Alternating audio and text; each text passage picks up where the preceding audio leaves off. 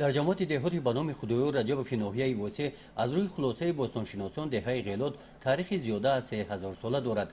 در شفت دهه در این بلندی باستانشناسان قبرستان قدیمه غیلات را پیدا نمودند. در کوشش در قبرستان همراه باستانشناسان ساکن همین دهه جاویدان میرالی هم اشتراک داشت. از همین مکان در وقتی کوفتکو و آرکئولوژی همین چیز پیدا شد، معین کردن که با 3000 سال تاریخ دارد. گفتن که همین چه شادختر است که در برش کوزه‌ها و آینه و موره و دیگر چیزها در برش بود. از خصوص در برش بوت هم بود در بونیفرش. همراه باستانشناسان تاجیک باستانشناسان از دولت‌های آمریکا، آلمان و روسیه جاویدان مدت 7 سال در کوشش کار کرده است. باستانشناسان معین کردند که در اینجا مدنیت بوی تاجیکان زیر خاک خوابیده است. درباره بنستی رفتن این مدنیت را معین نمودن دشوار نیست.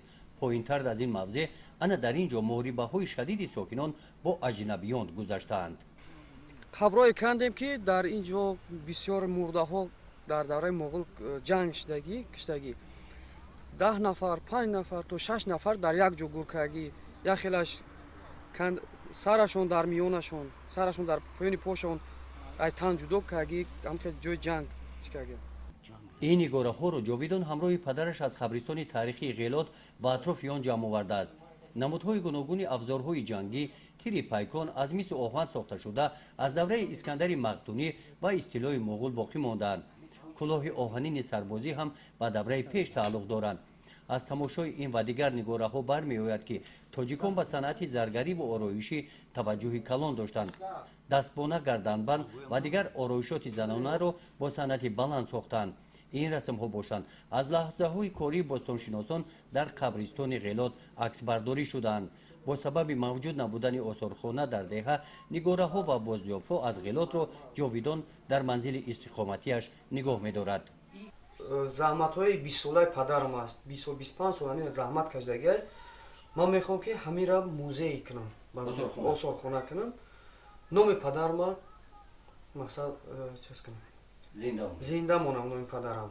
همین پدر ما که در همین کارا را که پیش میبرد میخواست که نام دولت، نام ملت را بلند کنه در دیگر چه بخشیده به سال 2018 که در تاجیکستان سال رشد سیاحی و هنرهای مردمی اعلان شده است، با دستگیری وزارت فرهنگ جاویدان خواهش دارد که در مرکز دهه آثارخانه ساخته شده نگاره‌های تاریخی همراه پدرش از دهه یافته‌اش را آنجا گذاشته سیاحان با مدنیت و تاریخ 3000 ساله گذشته تاجیکان از نزدیک شناس کردند.